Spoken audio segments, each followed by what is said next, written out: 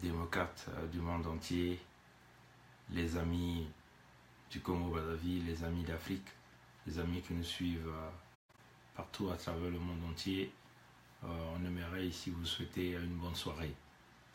Nous sommes le 13 novembre 2017 et nous voulons rapidement parler de cette affaire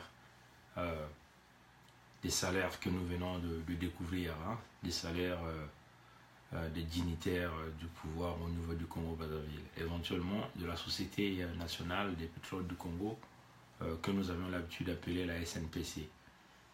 Mais nous avions donc pensé vous faire quelques parallèles avec les salaires d'un certain nombre des responsables ici au Canada. Comme vous savez, le Congo, pourquoi nous voulons faire ce contraste? C'est parce que nous avions en face de nous des gens qui sont en train de courir vers le Fonds monétaire international pour aller demander de l'argent parce qu'ils ont créé la crise économique dans ce pays. Si la crise économique a été créée, c'est parce qu'il y a eu éventuellement l'abus sur les fonds publics, il y a eu le vol, il y a eu le pillage d'argent. Permettez-nous de tourner la caméra, de vous présenter un certain nombre de choses et nous allons donc revenir rapidement, conclure. Ceci va représenter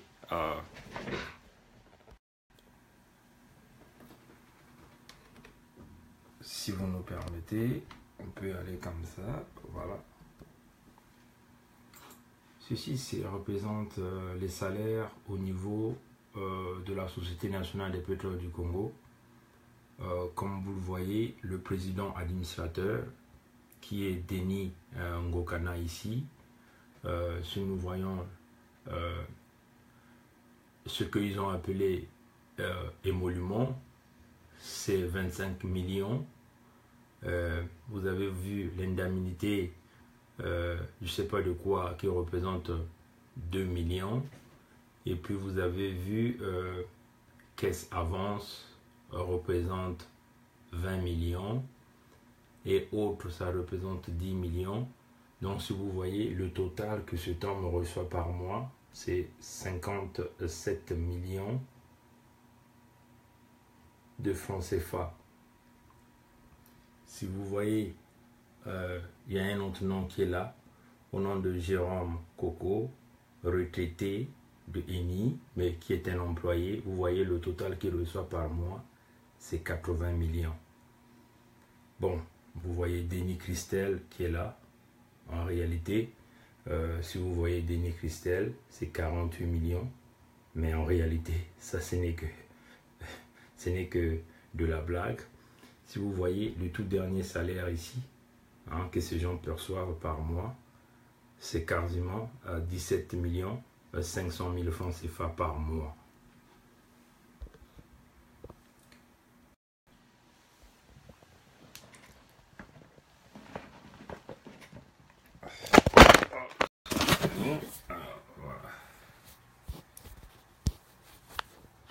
Voilà, excusez-nous.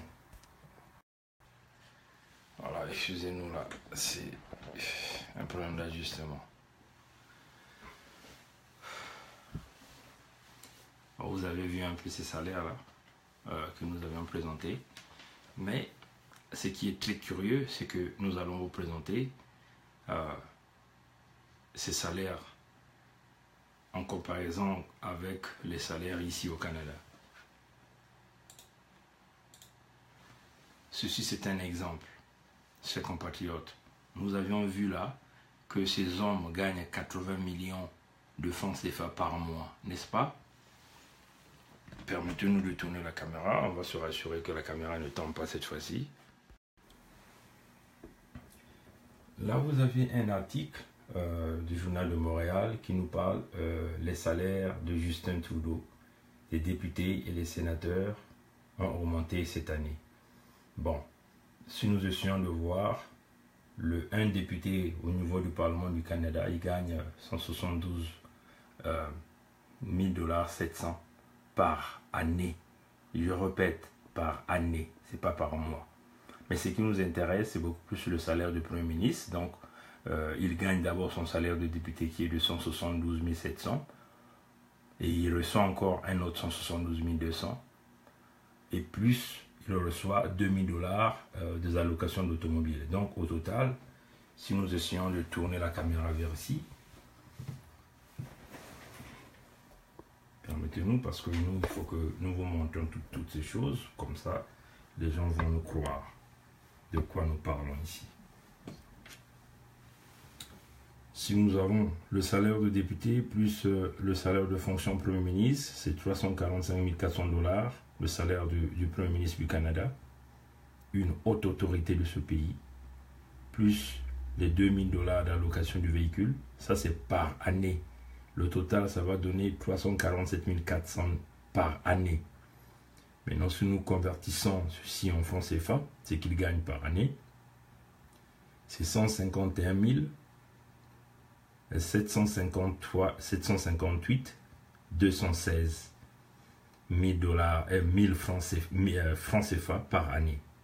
150 millions, c'est 150 millions 758 276 francs CFA par année. Ça, c'est le salaire du Premier ministre du Canada. Maintenant, si nous divisons ce montant par 12, le Premier ministre du Canada perçoit par mois 12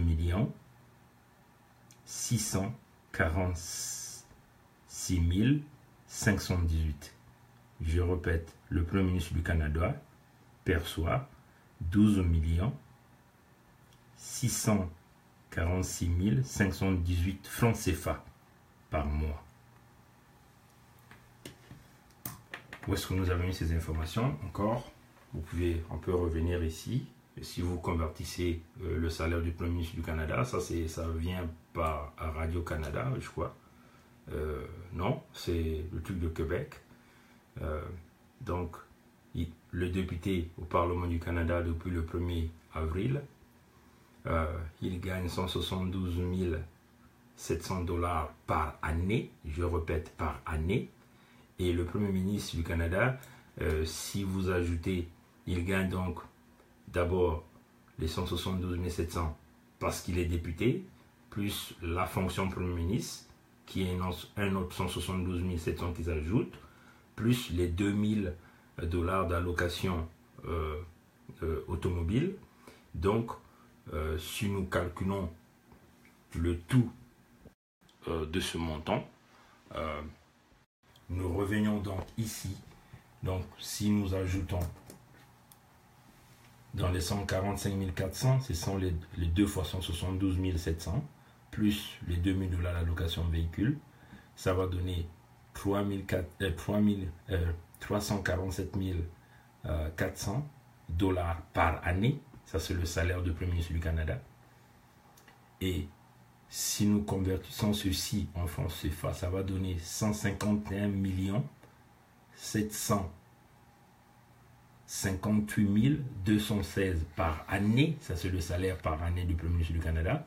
Si nous divisons ce montant par 12, le salaire du Premier ministre du Canada par mois en francs CFA, ça représente 12 646 518 francs CFA par mois. Mais nous venons tout à l'heure de vous montrer la saga financière de ce qui se passe au Congo. On va encore tourner la caméra. Vous avez vu les responsables, tous ceux qui dirigent la SNPC, en commençant par le président du conseil d'administration jusqu'au salarié le plus bas. En mois, vous voyez ici, total par mois, vous avez des salaires qui varient entre 17 500, qui est là, et 80 millions par mois. Le Premier ministre du Canada gagne 12 646 518 francs CFA par mois.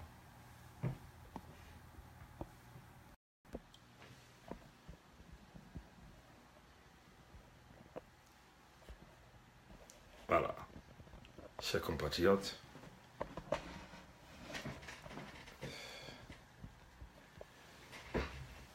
c'était nécessaire pour nous de vous présenter ce grand problème que nous sommes en train de voir, ce qui se passe au Congo-Brazzaville. Ça me fait très mal au cœur. Si nous essayons, prenons une petite analyse simple. Si nous prenons 80 millions,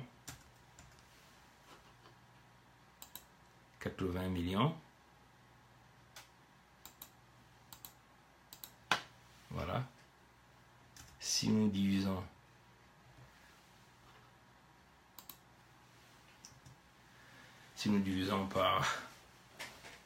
par le salaire mensuel du Premier ministre du Canada en francs CFA, vous voyez bien que les responsables, ceux-là qui travaillent à la CNPC, ont un salaire mensuel qui est 6 fois supérieur à celui du Premier ministre du Canada. Comprenez ça, chers compatriotes. Le Canada est un pays riche et développé, mais vous avez vu les salaires des hommes politiques ici, le salaire de l'homme qui dirige ce pays. Les petits fonctionnaires au niveau du Congo, à la Société nationale de pétrole du Congo, gagnent 6 fois le salaire du Premier ministre du Canada. Alors le Congo est un pays pauvre, le Congo dépend des fonds qui viennent par exemple des pays donateurs comme le Canada. Ça donne la chair de poule. Et vous comprenez comment ce pays-là est géré. Et là, ça peut tout vous expliquer pourquoi Adada se retrouve avec 800 millions de dollars dans un compte au niveau des paradis fiscaux. Si des petits fonctionnaires au niveau de la Société nationale des pétrole du Congo ont ce genre de salaire 6 fois le salaire du Premier ministre du Canada, vous pouvez vous imaginer ceux qui gèrent les contrats du pétrole, combien gagneraient-ils? Vous comprenez?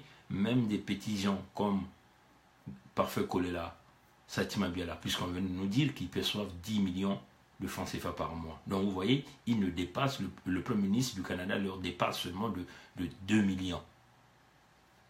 Parce que le salaire mensuel du Premier ministre du Canada en CFA, c'est 12 646 518. Donc, chers compatriotes, on ne va pas nous accuser, nous qui sommes en train de lutter pour chercher à libérer ce pays, parce que nous voyons bien là que c'est une poignée de gens qui sont là pour s'enrichir. À la place, on ne paye pas les étudiants, on ne paye pas les retraités, on ne paye pas les salaires. Et vous avez là des groupes de jeunes aveuglement qui essaient de suivre ce qui se passe. C'est incroyable. Et quand nous essayons aussi de voir, parce que nous dénonçons, on veut commencer à intimider, on veut commencer à s'attaquer aux parents. Et là, nous voulons ici lancer notre soutien à Roland Nitou. Roland Nitou à notre support. Nous supportons énormément Roland Nitou dans cette difficulté qu'il est en train de vouloir conduire. Mais nous lui demandons de ne pas baisser les bras. Au contraire, ça doit nous donner encore la force de commencer à lutter, à faire tomber ce régime des criminels. La preuve en est là, sur ces petits exemples que je venais de vous montrer.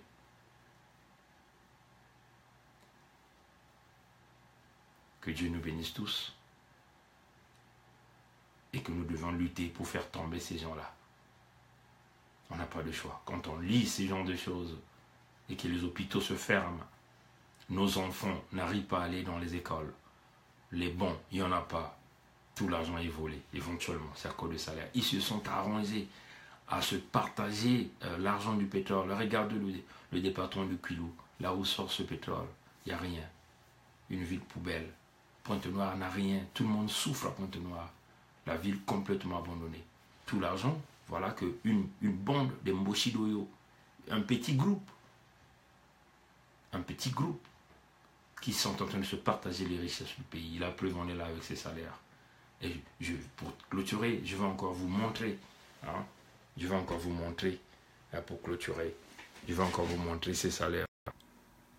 Vous voyez, ces salaires qui varient entre 2 millions, entre 17 millions, voilà, et 80 millions par mois. C'est bien écrit en haut là. Vous voyez ici, salaire par mois, total par mois. Vous voyez, en commençant par le directeur, le conseil d'administration, jusqu'à tout ce monde, l'électricité, tout ce monde. Le plus petit salaire ici dans ce tableau, sur cette colonne ici, c'est 17 500 000 francs CFA. Vous voyez, par mois. Mais nous venons ici de vous présenter,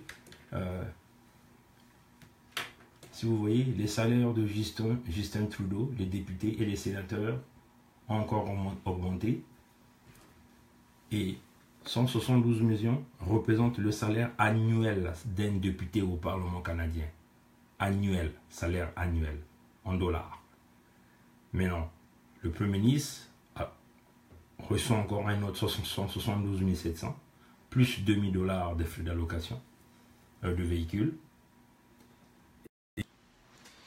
Si nous convertissons ces montants en CFA, permettez-moi de tourner la caméra, d'incliner la caméra. Les 340, 45 400 représentent les 2 fois 172 700. Vous ajoutez à cela les 2000 $ d'allocation. Au total, ça va revenir à 347 400 par année. Si nous convertissons ceci en francs CFA, ça représente 151 758 216 francs CFA par année.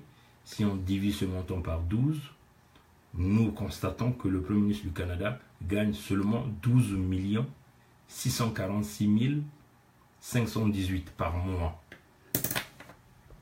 Mais tout à l'heure, nous venons de voir que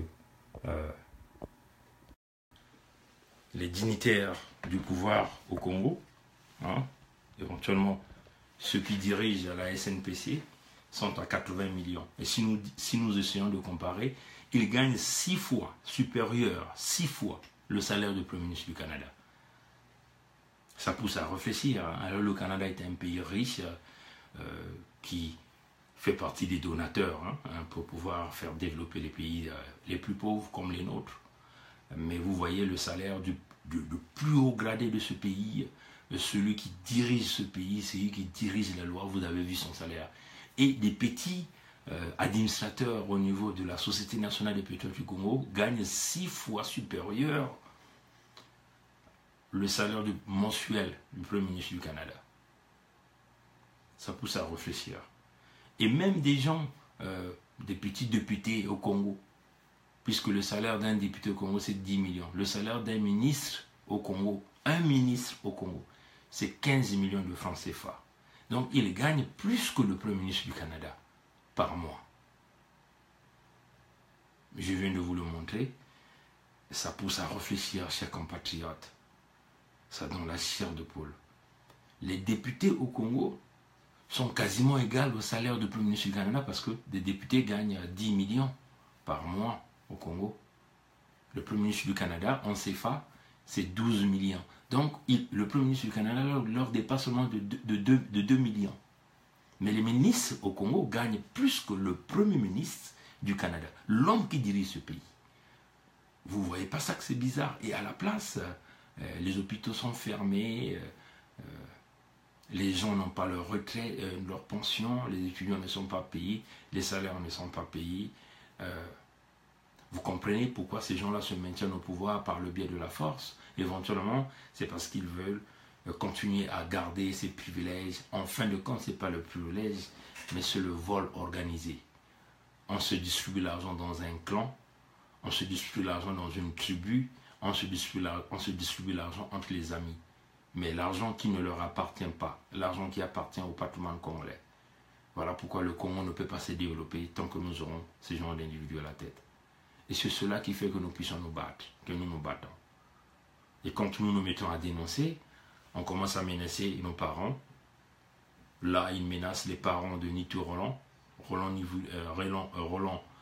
Lévi Nutu, notre compatriote résistant qui est à Paris. Ils promettent même d'aller casser la maison de ses parents. Alors nous, peuple congolais, on ne peut pas rester inactif. Et nous soutenons énormément notre frère Roland Mitou. Et nous demandons aux Congolais de Paris, ceux qui sont en France, d'organiser une grande manifestation au niveau de Paris pour vraiment sensibiliser le monde entier. Et aussi que le message soit clair. Vous touchez aux parents de Roland Mitou, vous détruisez leur maison. Forcément, il faut qu'il y ait une rétaliation. C'est-à-dire qu'il faut que les Congolais au niveau de la France réagissent. C'est-à-dire, ils avaient, puisqu'ils nous ont promis, ils nous ont dit œil pour œil, dent pour dent. Ils touchent les parents de Nitou, touchez les enfants de Claudia, touchez les enfants de Edgar Nguesso, touchez tous les parents que vous connaissez, vous devez toucher à leurs parents.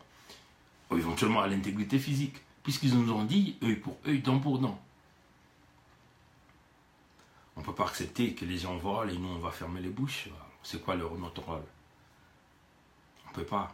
Quand on voit ces genres de chiffres, là il est quasiment minuit, il est 11h40, 43, nous on ne dort pas parce que quelque part tu reviens du travail, et voilà. On ne dort pas, on travaille dur pour avoir, et au Congo les gens doivent travailler pour mériter. S'ils méritent par le fruit de leur travail, c'est d'accord, mais si les gens se mettent à voler et nous mettent des armes derrière, parce que nous nous dénonçons, alors là, nous ne pourrons pas accepter. Vous voyez? Voilà un peu le gros message que je tenais à passer. Et aussi, je tenais à dire aux Congolais, voilà, c'est quasiment terminé.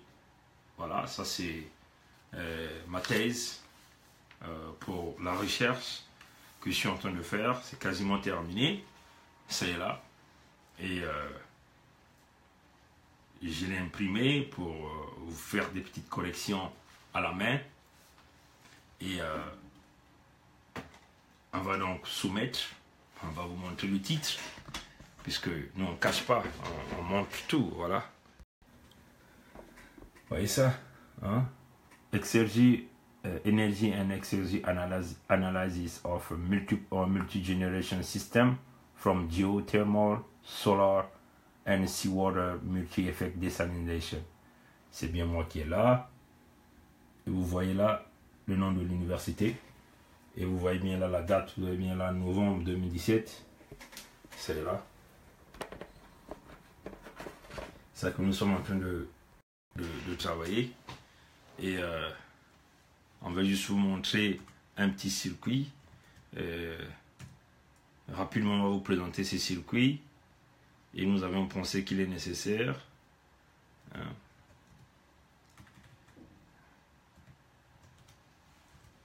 un instant.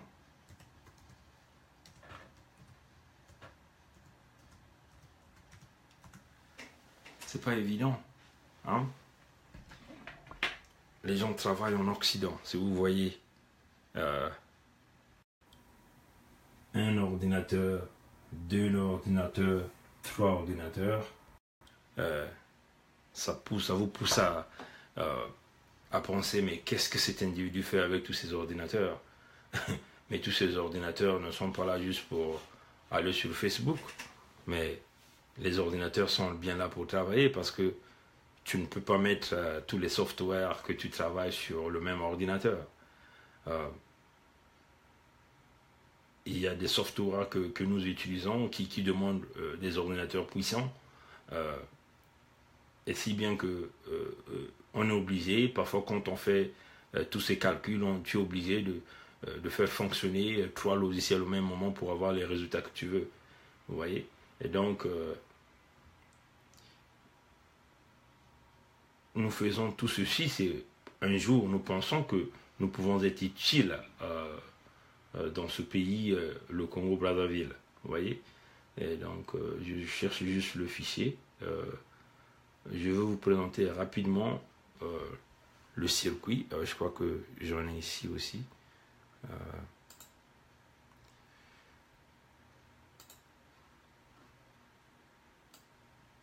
Nous ne passons pas que le temps à dormir ou à faire de la politique, mais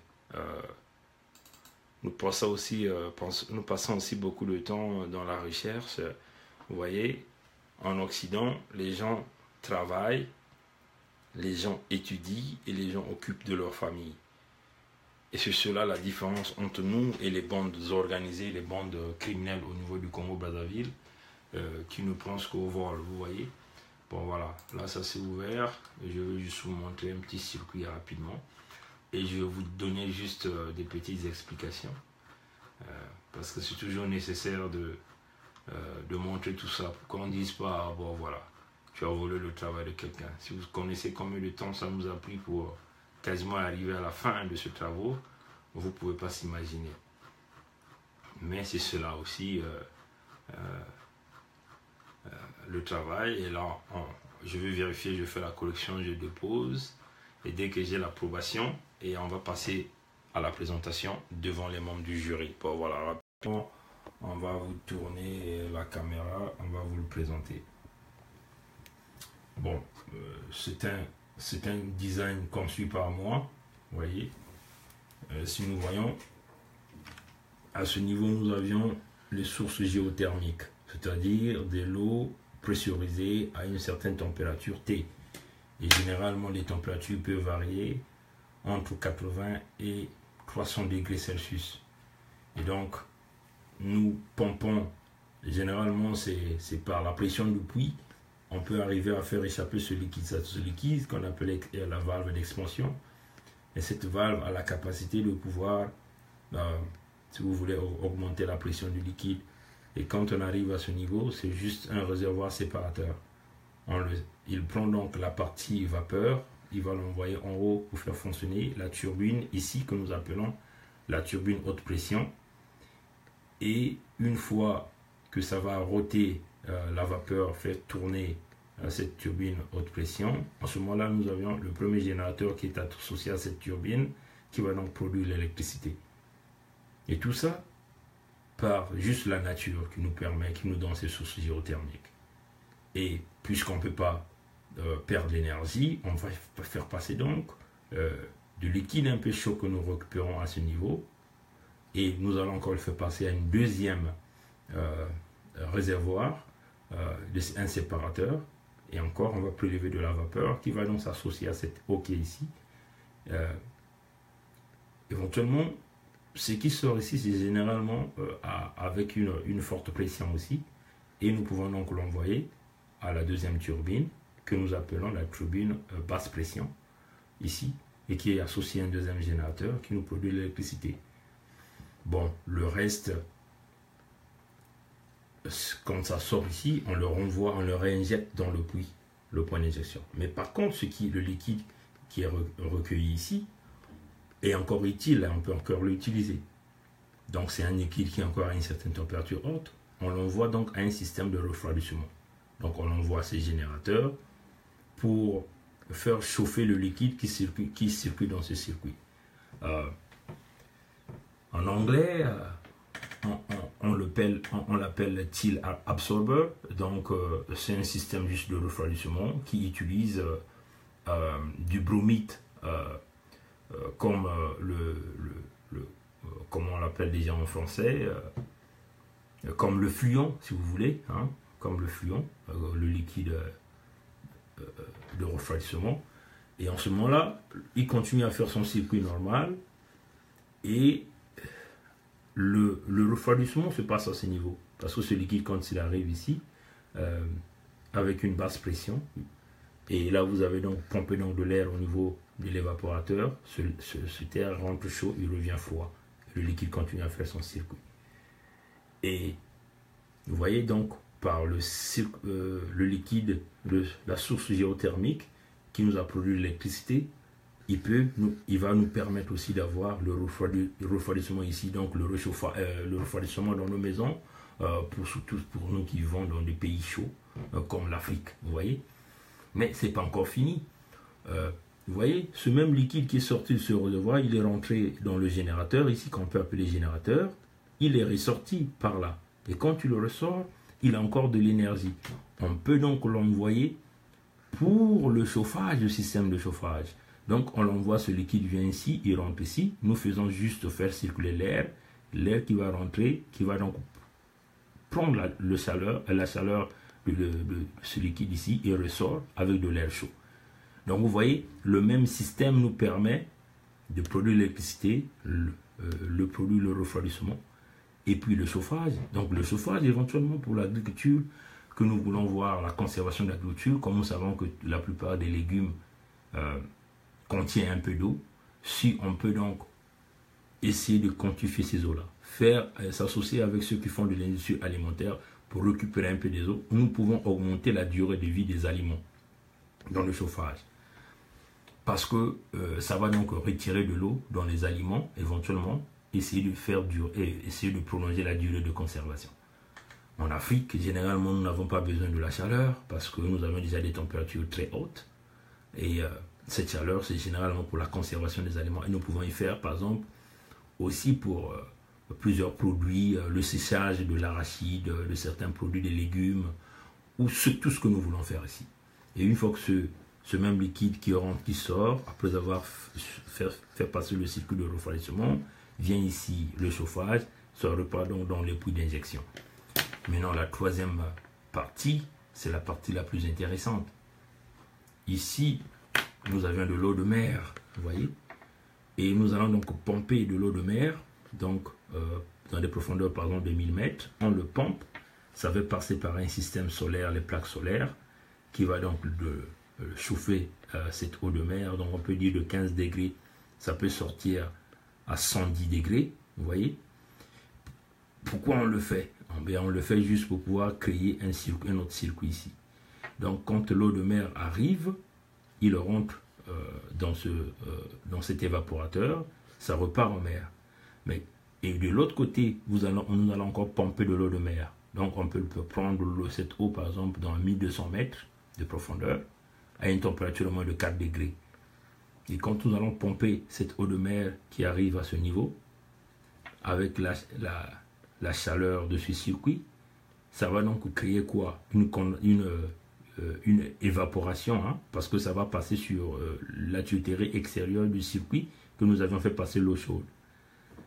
Et une fois, il y a une vapeur qui va dégager, et cette vapeur, ça devient une deuxième source, hein, source d'énergie. Et cette vapeur, on va donc l'envoyer dans le deuxième évaporateur, et l'eau froide de mer passe encore là-dessus, et cette vapeur va donc chauffer, ça va créer encore une deuxième vapeur. Mais cette vapeur qui s'est formée là, quand nous faisons circuler cette vapeur dans la tuyauterie ici, et nous faisons passer de l'eau froide, la chaleur se condense. Vous voyez, la vapeur là, vapeur chaude, elle va se condenser parce que nous allons passer de l'eau froide. Et nous allons donc récupérer la condensation là. Et cette condensation là, c'est de l'eau pure que nous pouvions boire. Vous voyez? Et nous faisons passer toute une série d'évaporateurs comme ça là. Et le même circuit continue. La vapeur qui se forme dans le premier est envoyée au deuxième comme source d'énergie pour chauffer le fluide qui vient de l'autre côté. Et ainsi de suite. Donc à la fin, nous allons nous retrouver avec de la vapeur condensée qui est éventuellement de l'eau pure que nous allons donc boire. Et ça, c'est des choses qu'on peut faire chez nous à Pointe-Noire. Et ma joie, c'est de voir ça à Pointe-Noire, chez Balbaville, que ça soit négligé. Je vais faire ce design-là, je vais construire, ça va fonctionner, si Dieu le veut. Ben, merci, que Dieu nous bénisse. À plus tard. Au revoir.